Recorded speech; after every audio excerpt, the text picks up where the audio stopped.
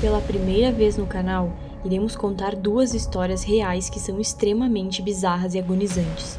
Essas histórias aconteceram com duas mulheres, a qual não iremos revelar a identidade. Se você também usa o aplicativo Uber, te aconselho a assistir esse vídeo até o final, pois essas histórias podem ser a sua salvação. As histórias serão contadas como se eu estivesse no corpo da mulher que viveu essas histórias. Então pegue seus fones e se prepare, pois isso vai ser uma experiência única. Mas antes de começarmos, não esqueça de se inscrever e ativar as notificações. Deixe seu like e compartilhe, para que mais pessoas possam ver o nosso conteúdo. Agora se prepare, pois as histórias a seguir aconteceram na vida real e poderiam muito bem ter acontecido com você. No ano de 2014, eu utilizava o aplicativo Uber, já que perdi minha carteira por 12 meses por dirigir embriagada. Havia esse bar na minha cidade que eu ia em alguns finais de semana com minhas amigas. Às vezes voltava para casa de carona com alguma delas ou pegava um Uber. Nessa noite eu não estava me sentindo muito bem, então saí um pouco mais cedo, entre 1 e 2 da manhã. Estava muito frio para sair a pé, então chamei um Uber pelo aplicativo. Um cara chamado Alex pegou a corrida, e para ser honesta, ele parecia um pouco assustador. Ele era mais velho, não sorria na sua foto e tinha um cavanhaque cinza. Ele estava a apenas 3 quilômetros de distância, então não me importei muito com a aparência. Ele tinha um Onix, o que parecia ser bom, então requisitei a corrida para ele me buscar. Esperei sentada no banco ao lado de fora do bar, próximo ao segurança que estava parado de pé. 5 minutos se passaram e um Onix prata parou em frente. Eu fiquei um pouco desapontada com o carro de aparência velha. O motorista não me ligou e nem me avisou que havia chegado, apenas estava esperando no local. Então entrei no carro e sentei no banco de trás, e as coisas já começaram a ficar estranhas. Ele não me cumprimentou e nem virou a cabeça para olhar quem estava entrando. Tudo que ele falou foi: "Para onde você está indo?", com uma voz bem baixa, e eu respondi com o meu endereço. O motorista começou a dirigir pela estrada, mas na direção errada para minha casa. Eu avisei e ele virou à direita em um retorno. Ele não havia colocado meu endereço no aplicativo, o que eu achei muito estranho, pois não sabia se ele estava esperando que eu o direcionasse, então coloquei o endereço no meu telefone para que ele pudesse ouvir.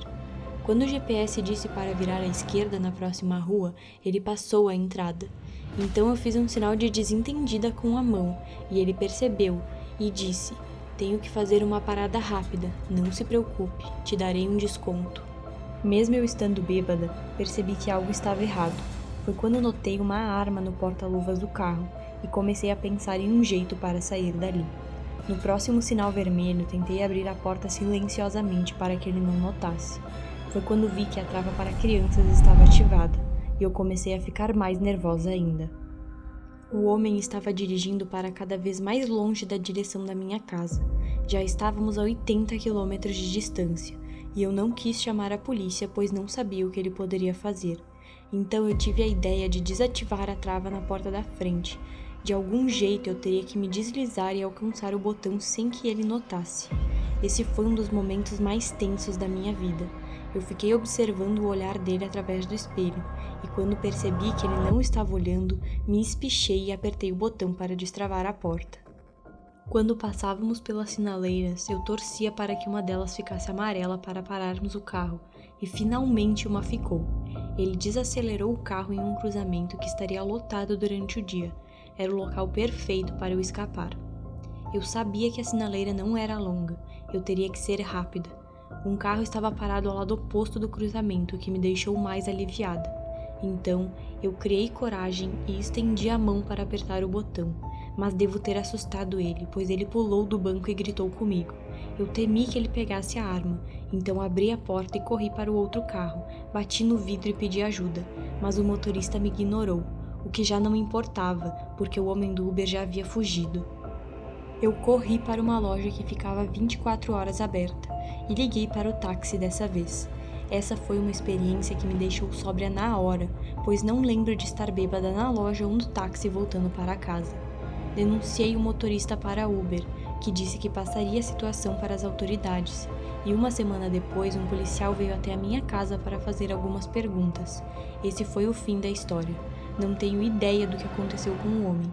mas desde então eu não uso mais o Uber.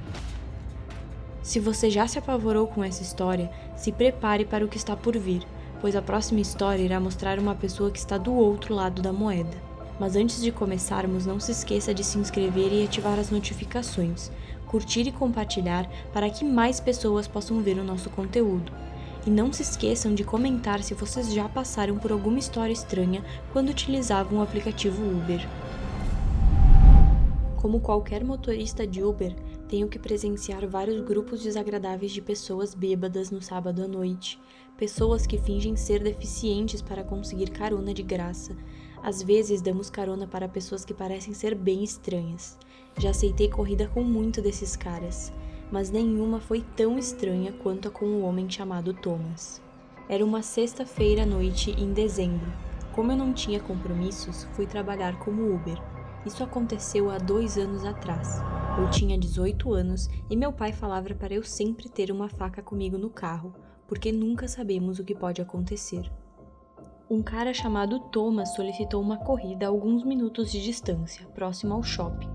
Eu aceitei a corrida e dirigi até o local. Parei em frente ao shopping e vi um grupo de adolescentes que pareciam querer arrumar problema. Esperava que Thomas não estivesse no meio. Todos me olharam quando passei devagar pela entrada. Então segui caminho e dei umas 2 voltas no estacionamento, até que finalmente percebi pelo espelho que alguém estava se aproximando do meu carro. Abri a janela e perguntei se era o Thomas. Ele respondeu que sim. Eu tive que pedir para ele entrar e repeti isso mais de 3 vezes, o que deixou a situação um pouco estranha. Quando eu falei pela 4ª vez, ele finalmente entendeu o que eu estava dizendo e entrou no carro, sentando no banco bem atrás de mim. Normalmente as pessoas sentam no banco atrás do caroneiro, o que me deixa mais confortável. Então isso me deixou meio paranoica, ainda mais porque ele tinha uma aparência assustadora. Thomas era mais velho, aparentava ter mais de 40 anos. Perguntei, onde vamos? Ele me passou o endereço e eu coloquei em meu GPS. Pela sua voz, percebi que ele era fumante, e meu carro já estava começando a cheirar a cigarro. O endereço que ele me passou eram 18 quilômetros de distância, o que não tinha problema, já que eu iria ganhar mais dinheiro. Tentei puxar papo com ele, o que não deu muito certo, e parei de falar assim que ele me ignorou completamente. Na metade do caminho, as coisas começaram a ficar estranhas. Eu tinha medo de olhar pelo espelho, porque sabia que ele estaria me encarando. Eu dei uma olhada rápida e sim, eu estava certa. Ele estava me encarando pelo espelho. Eu acelerei mais ainda, pois queria que essa corrida terminasse o quanto antes. A 3 quilômetros do local, eu me dei conta que estávamos no meio do nada. Estávamos basicamente em uma rua deserta cercada de árvores. Estava ficando cada vez mais assustada em descobrir onde era esse endereço. Então, enquanto dirigia, deslizei o dedo pela tela do celular para ver no mapa onde estávamos.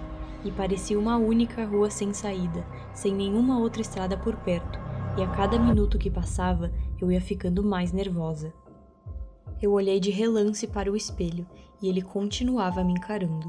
Então perguntei se o endereço que ele havia me passado era da sua casa, e ele ficou em silêncio por um tempo, mas depois respondeu que sim. Estávamos quase chegando ao local, onde não havia nada além de árvores, e nos aproximando cada vez mais do final da rua, onde eu esperava encontrar pelo menos algumas casas. Quando chegamos lá, andei mais devagar para que pudesse enxergar melhor, mas não havia nada, apenas a escuridão da noite. A única coisa que eu conseguia pensar era no porquê ele me levou ali, tão distante de tudo e de todos. Eu continuei dirigindo, fingindo que não via a rua e na esperança que ele também não notasse, mas logo ele tirou o cinto e pediu para eu dar a volta. Eu senti que minha vida estava em perigo, então pedi desculpas e voltei para a rua sem saída. Então, cuidadosamente, eu peguei a minha faca e fiquei segurando em minha mão, pronta para ser usada. Entrei na rua sem saída e liguei os faróis, onde não havia nada além de árvores por todos os lados. Logo no final da rua não havia nenhuma casa ou prédio, então percebi que alguma coisa estava errada, e já me preparei mental e fisicamente para o que fosse acontecer. Então, ele me fala com uma voz leve e suave. Obrigado pela corrida. Eu nem pensava em dinheiro numa hora dessas, mas antes de sair do carro ele perguntou: você poderia sair do carro por um momento e me ajudar com a minha bagagem? Mas na verdade ele não tinha nenhuma bolsa ou mala com ele, e eu sabia disso.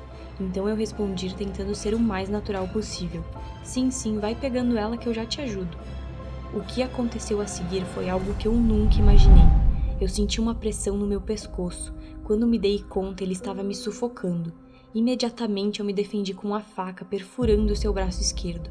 Ele começou a gritar e soltou meu pescoço. Ele caiu no chão no meio da rua e eu vi a oportunidade de dar o fora dali. Eu não consegui nem ligar para a polícia por estar tão assustada. Eu só queria sair e voltar logo para casa. Depois do que aconteceu, eu nunca mais voltei a trabalhar como Uber.